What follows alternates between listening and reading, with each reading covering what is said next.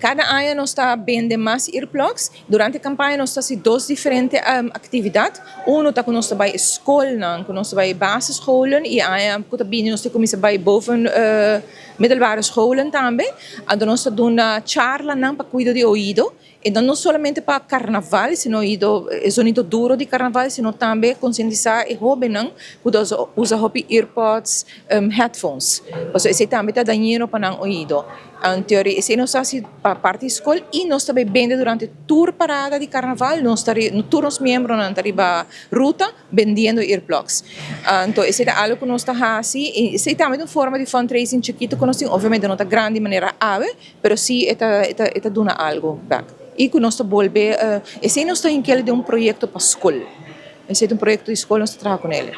Pero cada ano nós estamos vendendo mais e mais earplugs. E a gente não está mais consciente, não está cuidando do ouvido mais. Nós está, eu não hobby viaja a bisa e mama e tata não compra earplugs para mim. Então nós está conscientizando muito, não? E se para nós está mais importante, botar para cada ano o reach está mais grande. Então, nosso mensagem está chegando, está chegando.